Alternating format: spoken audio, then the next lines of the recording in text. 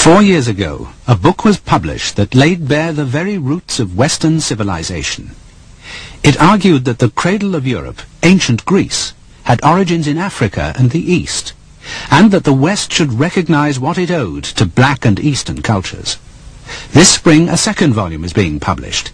The book is Black Athena.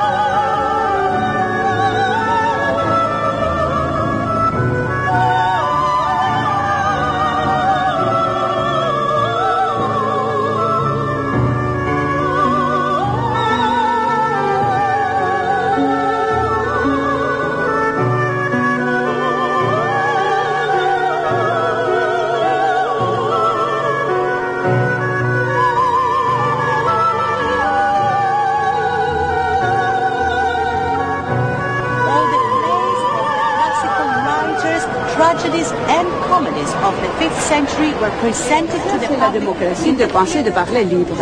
Et voyez que les deux sexes sont égaux, les hommes et les femmes, comme on avait les droits de columns have no base, you can see, whereas the Ionic columns of the Erechtean are more elegant with the scrolls on top. The best place for photographers and the best view of the city is where the flag is. You see the flag? Let's say we came here because I was interested in looking at this wonderful, let's say, Acropolis. I think it's part of everybody's history in some way. Well, it's the basis of all democracy, isn't it? It started here. It all comes back to roots, and that's where it is. And I think it's much larger than I expected it to be. But this is the root of civilization.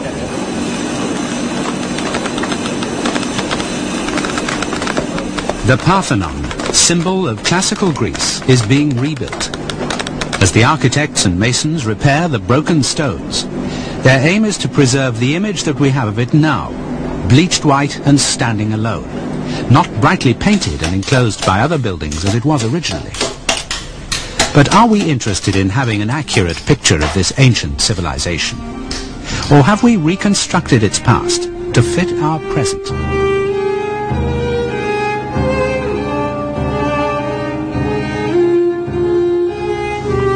To give you some idea why the great age of Athens is considered to be one of the most brilliant moments in human history, and why Athens has been described as the most civilized society that has ever existed. You will see how the Greeks, and above all the Athenians, were not only great builders,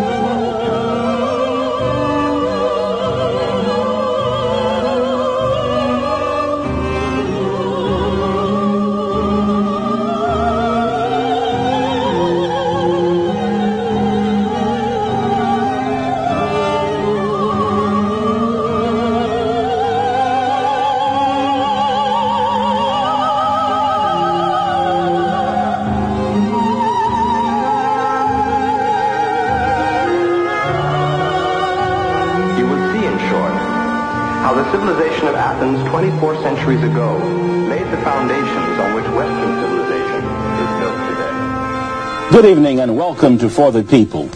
Mention the civilization of ancient Greece and most of us automatically think of science, philosophy, and mathematics. But is this image of Greece true to her real history? And more importantly, how is the image of the ancient Greeks as the creators of science and philosophy being used to bolster and perpetuate racism?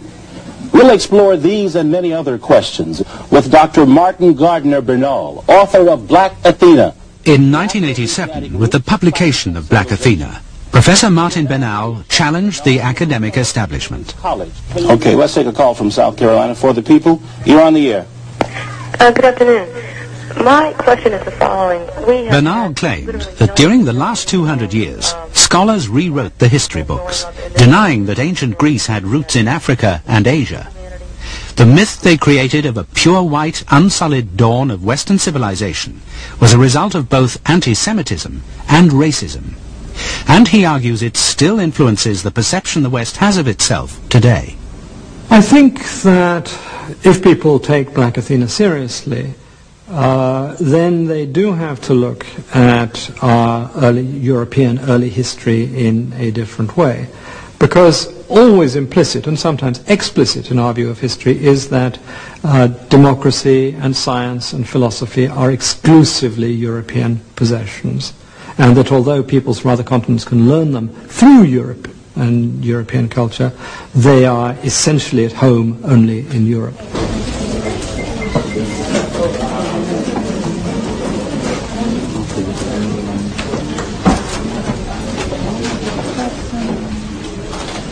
For Martin Bernal, attempting to knock Greece from the white pedestal of Western civilization is a huge undertaking.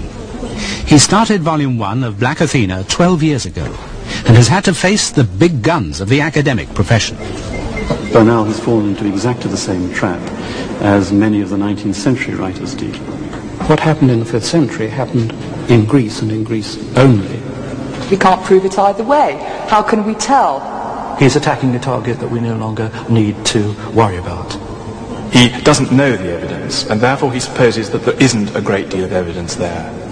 And I, for one, do not think that he has provided anywhere near the amount of evidence needed to prove his case. I don't know to what extent scholars today are still motivated by these, objectionable attitudes of anti-Semitism, racism, whatever it might be. I should think very few are. But they have been in the past to some degree, no doubt, but on the whole these are not the scholars who have been influential in our understanding of the way things actually work. I don't think it's played a part at all, frankly. Of course there are many classicists who object to what I'm saying, and some quite emotionally.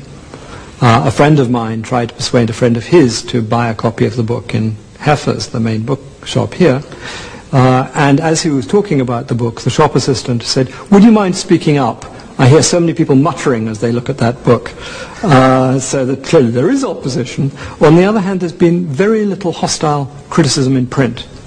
In 1989, the leading American classicists organization held a presidential panel at their annual conference to debate Black Athena. Articles followed from leading academics. Much to Bernal's surprise, they gave a serious and enthusiastic response to his project. The idea to hold a forum was put forward by Molly Levine. Bernal's prediction for this book was that it would be ignored by the classics establishment. And as a classicist, I couldn't bear to believe that we were like that. If somebody had a good idea, or even a bad idea, I figured we were capable of discussing it. And partly it was to test my own profession. I wanted to see what we were really like, and if we were as bad as Bernal made us out to be. Bernal teaches here at Cornell University in New York State. He's not a classics professor, but teaches Near Eastern studies, and has taught Chinese politics. For Black Athena, he has studied archaeology, Egyptology, modern history, and linguistics, as well as classics. He's supported by his own department. But how have other colleagues at Cornell reacted to his work? And I part company with Martin Bernal on the issue of white racism is bad, black racism is tolerable, because after all, blacks have suffered so much from white racism, and historically whites have not suffered in any proportion of the way blacks have. Racism in any form is counterproductive. It's also disgusting. I think that it's also, I say counterproductive because it's counterproductive for the black students themselves. Because what they should be getting at is an accurate and clear picture of the past. They should correct the distortions in history, but without creating a whole new distorted model. Because in the end, if their own picture of their own past is built on distortions and lies, it does them no good. It will crumple apart at the first opposition. So I'm saying we've got to begin to deal with the reality, and we can't expect the Bernals to do it. They've done their job by taking us to a certain level. We have to go beyond it. I mean, the search for roots and origins is essentially an affirmation of identity. Ethnic identity, religious identity, historical identity, national identity. And that is almost always a construction. There is no such thing as a pure Greek or a pure Egyptian or a pure anything. Everything is hopelessly mixed up together. And I don't see why they couldn't remain mixed up together. I mean, it seems to me that's the reality of the world of the 90s.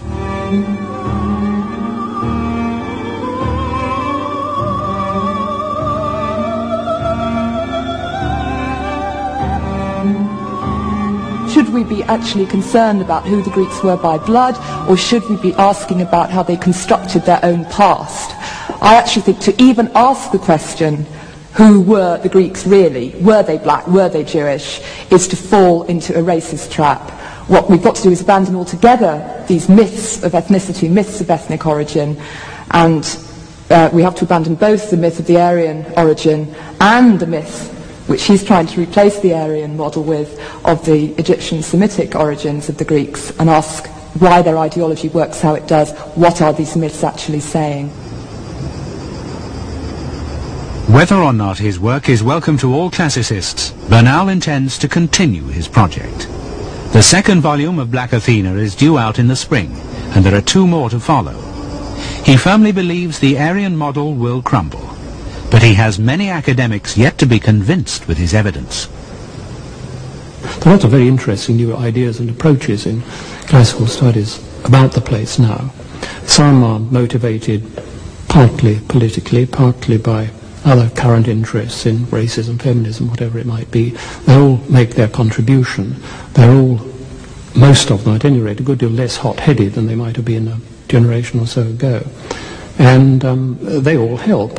But if we say to ourselves, yes, of course, we realize that each generation takes its own view of the past, or each faction in each generation will take its own view, the honest scholar ought to be able to make some sort of allowance for that. And one hopes that the common view which emerges will take allowance for that, and one can recognize, as one does, that is a feminist work, that is an anti-racist work, this is a structuralist work, this is a Marxist work, and so forth, and make due allowance.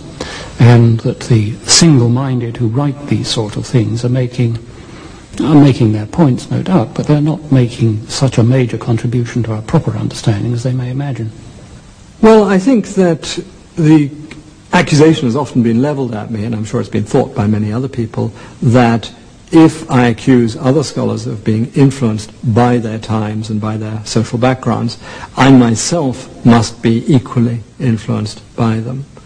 And I think that there's some truth in this accusation, but my defense against it would be that my version is closer to the traditional version held for the last 1800 years or more, last 2000 years. And I think that the Aryan model is more of an aberration than mine.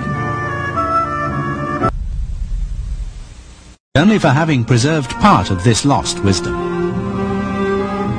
During the Enlightenment, the Freemasons, who included the aristocracy, artists and philosophers, used Egyptian rituals and signs in their ceremonies. The $1 bill still retains the Masonic symbol of the eye and the pyramid. In 1798, Napoleon commanded a huge scientific and cultural assessment of Egypt and tried to claim its past for France. But with the start of Egyptology and the deciphering of the hieroglyphs in 1820, the ancient civilization of Egypt fell from grace. The decipherment of hieroglyphs was like discovering a new planet and finding that the planet didn't behave like planets that you were used to. So suddenly we could read hieroglyphs. And what we expected to find was something like Greek philosophy, or we expected to find the secrets of the universe laid out in very plain language. It didn't happen like that. The preoccupations of the Egyptians are not the ones that we would like them to have. So there was a reaction, very strongly, particularly in the English-speaking world. The Egyptians were not intellectuals.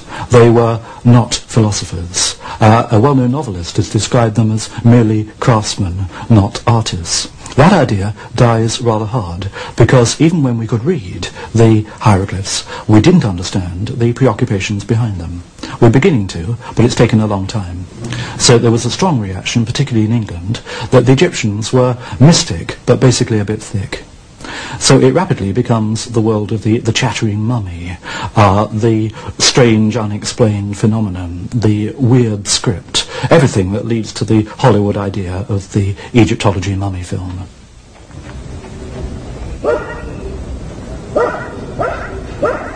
Now that the influence of Egypt had been eclipsed, Western scholars started to reassess the other half of the ancient model, the Phoenicians. As Europeans obsessively sought to define that which was unique and superior about themselves, there was, during the latter part of the 19th century, a rising tide of anti-Semitism. Increasingly, Bernal argues, the Phoenicians were seen as the Jews of the ancient world. They too, therefore, could not have been a part of Europe's glorious ancestor, Greece. Classics as the basis of a gentleman's education is centuries old. But there is something new that starts in the later 18th century and continues into the 19th, and that is a kind of worship of Greece. This starts back in about the middle of the 18th century, when the earth begins to move. You get the biggest shift in taste and attitudes since the Renaissance. The feeling is a reaction against all the fuss and frippery of the Baroque. The notion is back to simplicity, back to the fountainhead. And in terms of the classical world, that means a reaction against the Romans, who are now seen as imitators and tiresome elaborators, and back to the pure simplicity of Greece. And this kind of worship of Greece passes into the 19th century.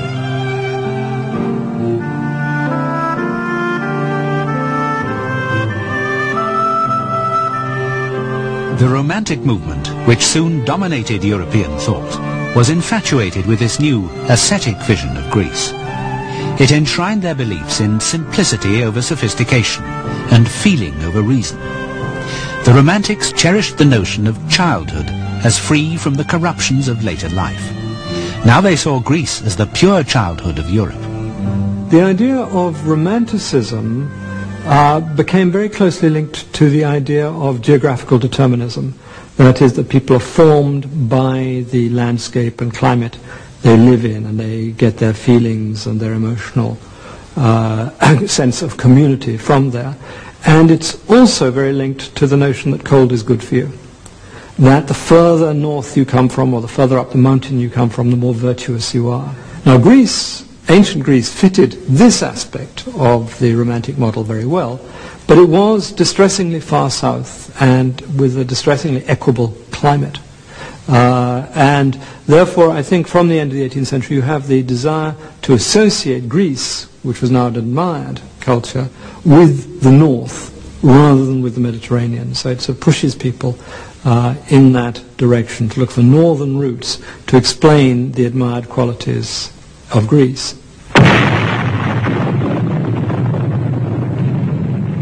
By the 20th century, the modern nation-state could call on the Greek ideal to spur its troops into war.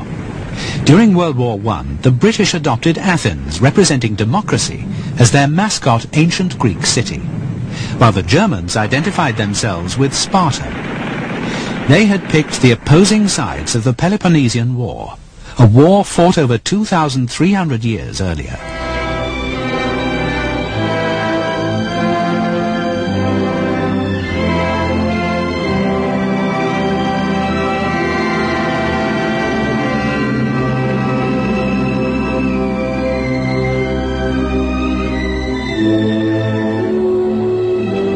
In the 1930s, the Nazis claimed the ancient Greeks for themselves.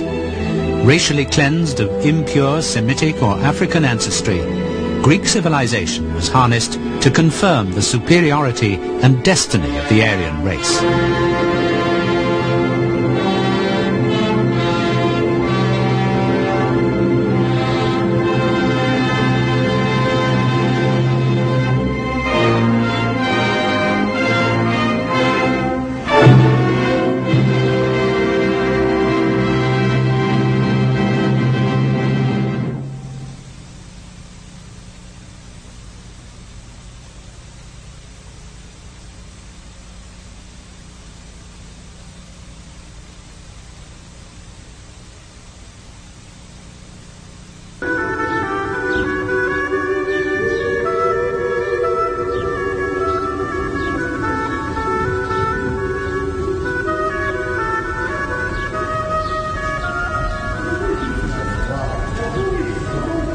fantasia arrivano.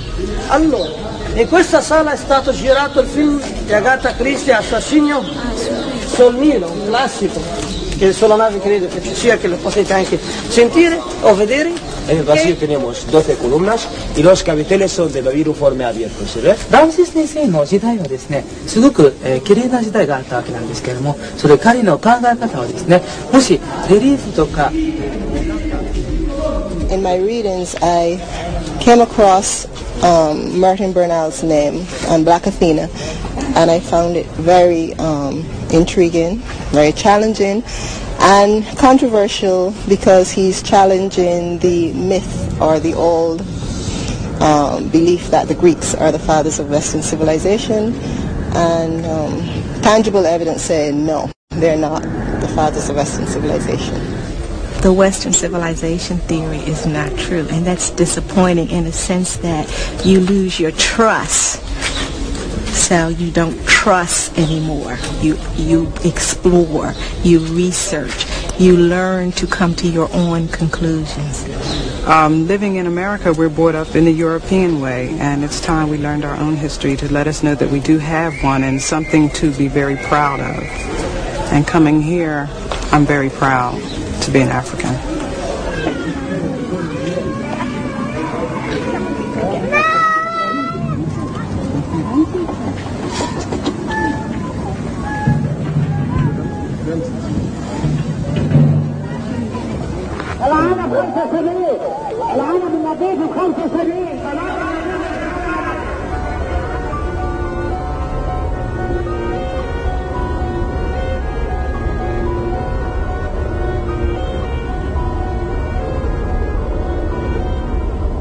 In the tomb of Rekhmire, dating from 1450 BC, wall paintings represent people of the Aegean offering tributes to the pharaoh. In Black Athena, Martin Bernal uses this, together with a wide range of other archaeological, linguistic and documentary evidence, to argue his case for substantial contact between Egypt and the Aegean in the Bronze Age.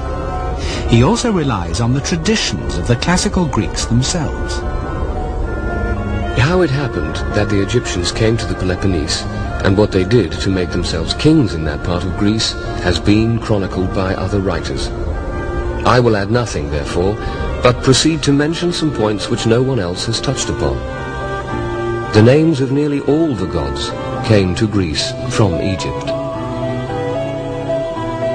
The Greek historian Herodotus, often quoted as the father of history, wrote those lines 1,000 years later during the classical period. Bernal lays considerable emphasis on this ancient historical source. But Herodotus is also known as the father of lies. Now the difficulty with Herodotus is that other stories he gives are clearly fictional. That if he talks about the pharaoh prostituting his daughter to raise money to build a pyramid, or he talks about a magic ring that makes people invisible, you can't take those seriously. On the other hand, Herodotus usually gives his sources who told him this, and when he has contradictory versions, he gives both of those contradictory versions rather than just giving his own synthesis. And I think he was serious in this, and he should not be neglected, because everything he wrote should not be discounted, because he wrote some things that don't fit our laws of natural science. There are in fact few surviving texts from the Bronze Age, so Bernal makes use of ancient myths. He maintains, while serving many different functions, myths can and often do contain historical elements. But can myths be used in this way? People used to think that the myth of the Olympian gods, the fair, comely Olympian gods overwhelming the titans and the giants, was actually a historical recollection of Homo sapiens taking over from Neanderthal man. Now this is laughable to us now. In the same way, people used to think that the myths of the cycles of gold and bronze and iron and tin represented an actual folk memory of historical technological developments.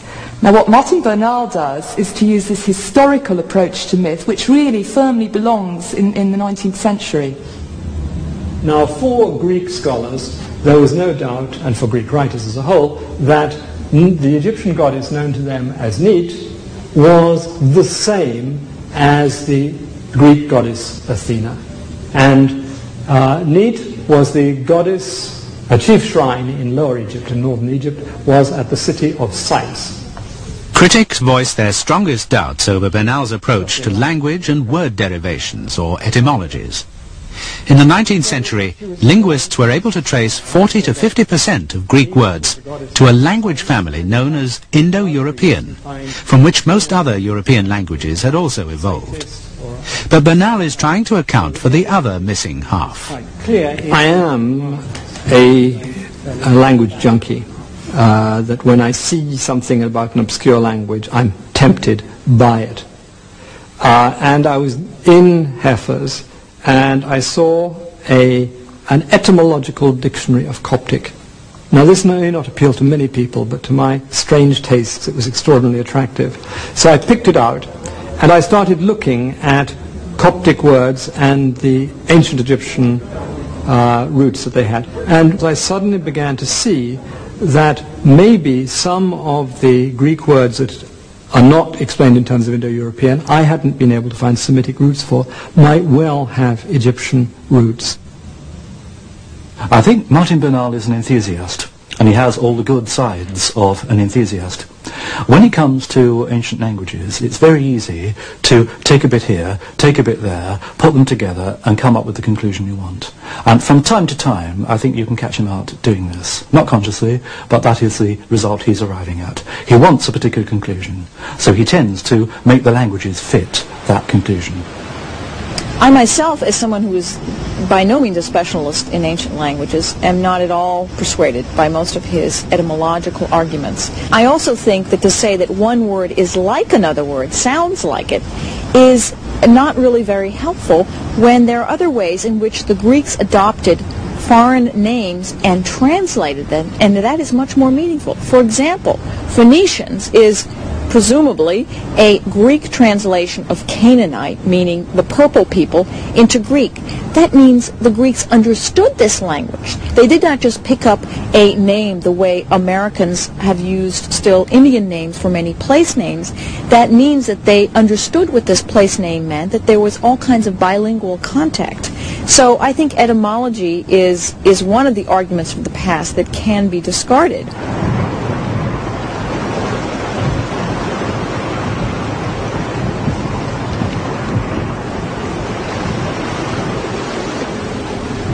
In the Aegean, 75 miles north of Crete, lies the island of Thera.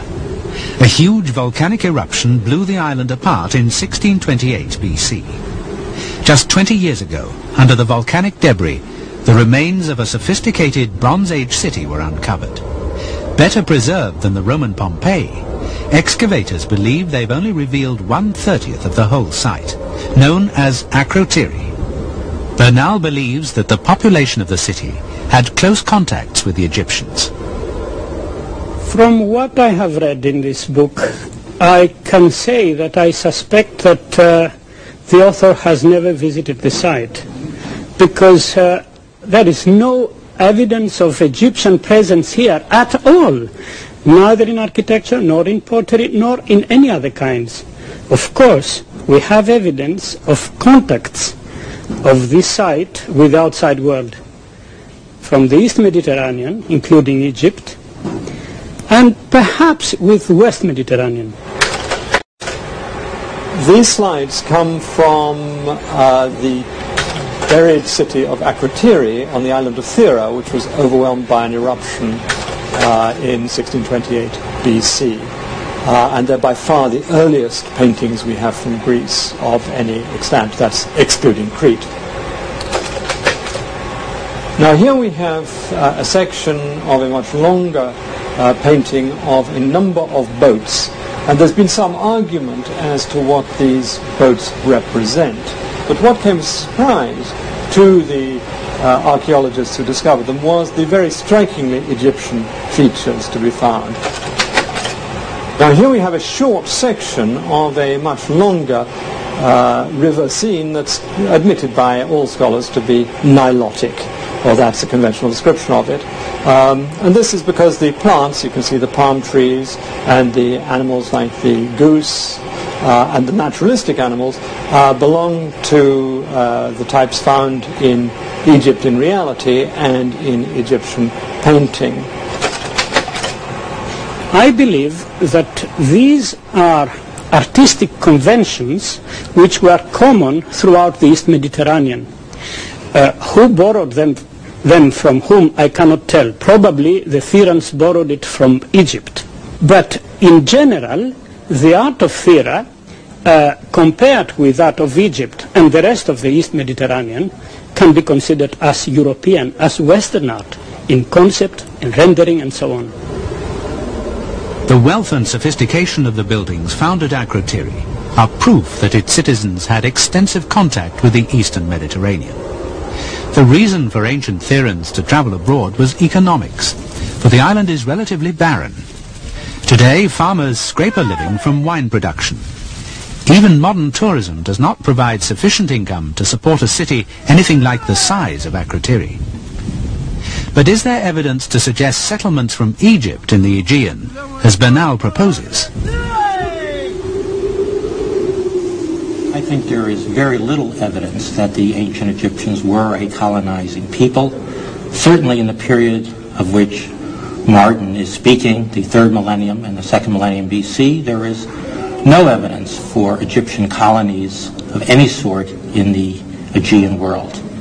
And I think to propose that there were such colonies, Professor Bernal has gone to great lengths, relying primarily on Greek myths, as well as rather strange interpretations of the archaeological and historical data in order to prove that there were such colonies. I think the interesting thing about Bernal's contribution is he says all the time, let's get away from the 19th century, let's look at things in a way that's 20th century or 21st. And then he produces an idea that's straight out of the 19th century. He says that no civilization can really begin unless another civilization comes in, invades, and tells them how to do things. Now, Bernal's view of early Greece is that there were a lot of Greeks waiting there not doing much, and a series of invasions come in from Egypt and the Near East and teach them how to be civilized. Now that, if you think about it, is a really good 19th century model. You don't particularly need it. When civilizations start to develop, what they do is what you would expect them to do. They look around themselves, they look at other cultures, and they say, we can copy that. That's something which corresponds to a need in them. And they start copying. I would argue that the historical record shows that, yes, that is true, but there are many examples when the spread of culture has taken place by conquest or by settlement, that the spread of the Latin language throughout Europe can be linked to the Roman Empire. So I think that when looking at a prehistoric culture or a historical one about the origins, about whose origins you don't know anything, I think you should keep your mind open to both possibilities. Increasing numbers of academics, even if they do not accept direct colonization, do concede some contact between the Aegean, Phoenicia, and Egypt during the Bronze Age. But around 1180 BC, there descends a Dark Age, which lasts for 4 centuries. Traditional scholars say this creates an impermeable barrier which seals off any Egyptian or Phoenician influence which might have existed from the period which saw the memorable achievements of classical Greece. All right, the Greeks certainly learnt from Babylonians, Egyptians, all sorts of people, various sciences, mathematics, whatever it might be. But on the whole, it isn't the sciences and the mathematics which are major parts of the Greek achievement. It's things like democracy and in art, the understanding and development of proportion and composition, ideas of narrative, the recognition of man's role, his relationship to the gods, his relationship to each other. They didn't learn any of that from Babylonians and Egyptians, they learned that from themselves. This is the essence of Greek classical civilization, not whether you can predict an eclipse of the moon. As much as I myself promote the idea of Near Eastern influence on Greece, what is so very different about the Greeks is what fascinates me, that they did not sacrificed children, for example. They told stories about it, Iphigenia and many other myths about this, but they themselves did not do this. In other words, they rejected certain things about the Near East. They tended to reject the idea of kingship for a long time. In many city-states, they evolved a system of democracy which we still have. So in some ways, what fascinates me about this relationship between Greece and the Near East, and I think it's true of everyone who studies it, is how very different the Greeks were. On the surface, the difference between gigantic Egyptian monuments and the human scale of Greek buildings gives every appearance of totally different cultures. But Bernal argues that our image of the Greeks has been built up from only part of their legacy. I think that Greek religion had a lot more mystery and animals and things like that mixed up in it than our view of the purely human Olympians who are in a vague way associated with Greek rationality.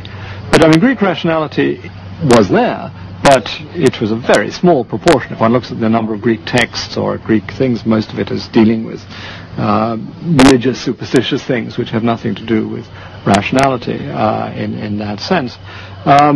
So that Greek culture is an eclectic culture adapted to fit the Greek environment, but that Egypt was an extraordinarily important element in that mix, and it has been systematically downplayed for the last 150 years.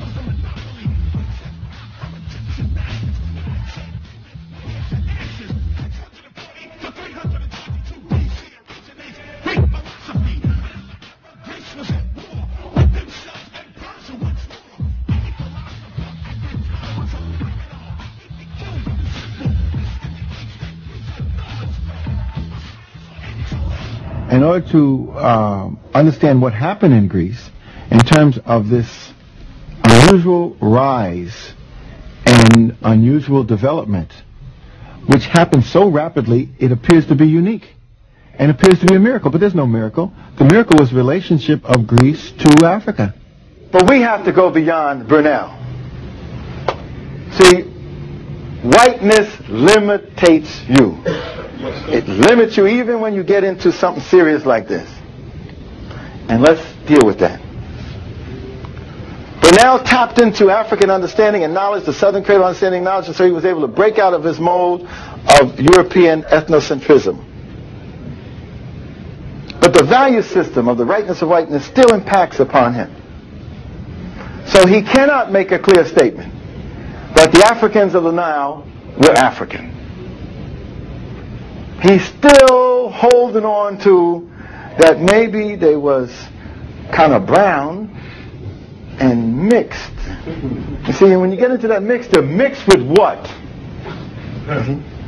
If you mix anything with African, you're in trouble. You see, because African genes are dominant genes. European genes are recessive genes. So any mixture is going to move toward Africa. You have these students looking at the Egyptians and assuming that the Egyptians were black, and then taking that thesis one step further and saying, since the Egyptians were black and the Egyptians were the progenitors of Greek civilization, so our ancestors, blacks, were the progenitors of Western civilization. And so this becomes a very kind of useful model of history to reinforce black pride, to resupply to the black student the missing past. And then you got other pharaoh, other images. His brother Khepra Ka-Ra, Senher-Woset I, again of the 12th dynasty of the Middle Kingdom, obviously looking like my brother. But here's my main man. He's got big African feet. Mentuhotep II. Now he was on the throne 2000 BC. While he was on the throne, the Greeks didn't have a pot to pee in. The ancient Hebrews weren't anywhere around or as significant. The the wolves hadn't come up to nurture Romulus and Remus. Europeans wasn't doing a damn thing. And this brother was sitting on the throne. And I guess he decided, you know, just for kicks, he wanted himself pictured as black. I would just like to draw the attention of people that black in statuary in ancient Egypt doesn't mean black skin. It means fertile, alive, as opposed to reddish or yellowish, which is the color of the desert and the lack of fertility. So whenever you see a statue being painted black, it means that it is a hope for revival, that it is alive, not at all that it is black-skinned. I think the ancient Egyptians would have had a fair amount of amusement out of this debate as to whether they were black or whether they were white. The ancient Egyptians were more concerned with nationalism, with who was Egyptian and who was not Egyptian. The ancient Egyptian texts are very clear about what they thought of foreigners. They spoke of the Asiatics as being vile. Throughout their texts we read about the vile Asiatic. And we also read their opinion about the Nubians, whom they call vile also. In the Cairo Museum, models of Nubian soldiers are painted black, in contrast to models of Egyptians who are colored a reddish brown.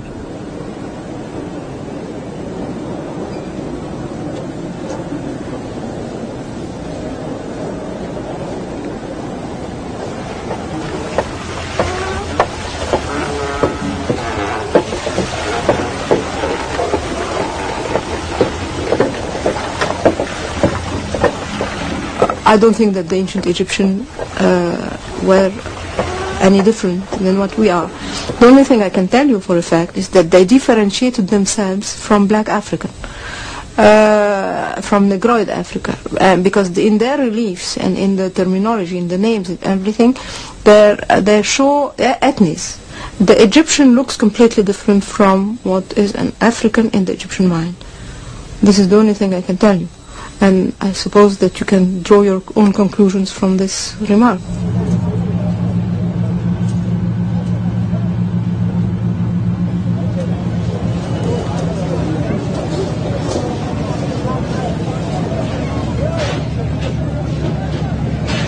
I don't believe that race is a very useful concept, as I say in my book.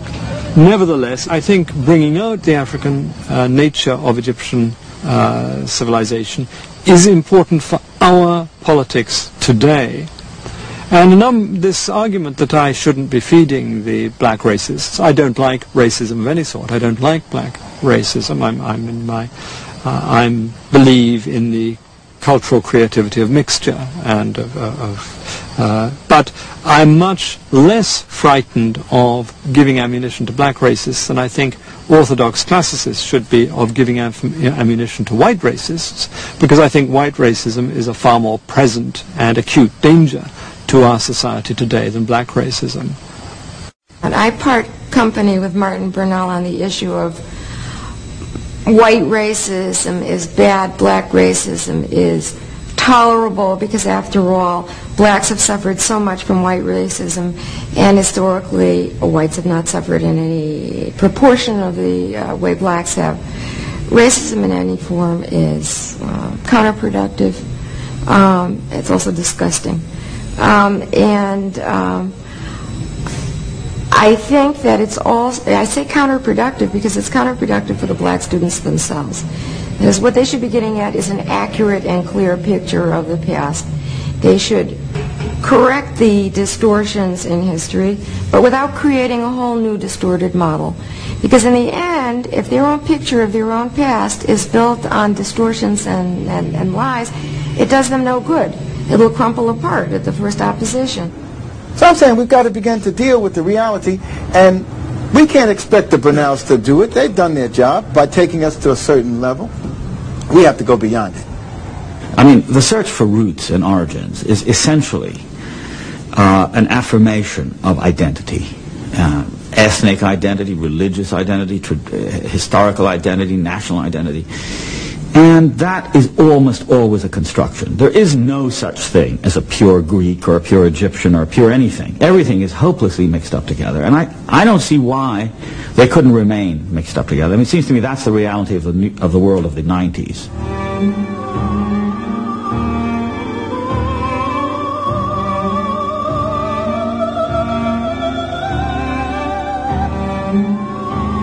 Should we be actually concerned about who the Greeks were by blood, or should we be asking about how they constructed their own past? I actually think to even ask the question, who were the Greeks really? Were they black? Were they Jewish? Is to fall into a racist trap. What we've got to do is abandon altogether these myths of ethnicity, myths of ethnic origin, and we have to abandon both the myth of the Aryan origin and the myth which he's trying to replace the Aryan model with, of the Egyptian Semitic origins of the Greeks, and ask why their ideology works how it does. What are these myths actually saying? Whether or not his work is welcome to all classicists, Bernal intends to continue his project. The second volume of Black Athena is due out in the spring, and there are 2 more to follow. He firmly believes the Aryan model will crumble, but he has many academics yet to be convinced with his evidence. There are lots of very interesting new ideas and approaches in classical studies about the place now. Some are motivated partly politically, partly by other current interests in racism, feminism, whatever it might be. They all make their contribution. They're all, most of them at any rate, a good deal less hot-headed than they might have been a generation or so ago. And they all help. But if we say to ourselves, yes, of course, we realize that each generation takes its own view of the past, or each faction in each generation will take its own view, the honest scholar ought to be able to make some sort of allowance for that. And one hopes that the common view which emerges will take allowance for that, and one can recognize, as one does, that is a feminist work, that is an anti-racist work, this is a structuralist work, this is a Marxist work, and so forth, and make due allowance. And that the single-minded who write these sort of things are making their points, no doubt, but they're not making such a major contribution to our proper understanding as they may imagine. Well, I think that the accusation has often been leveled at me, and I'm sure it's been thought by many other people, that if I accuse other scholars of being influenced by their times and by their social backgrounds, I myself must be equally influenced by them.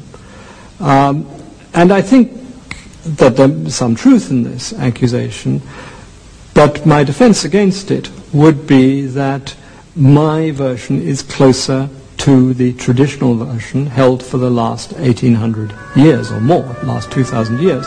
And I think that the Aryan model is more of an aberration than mine.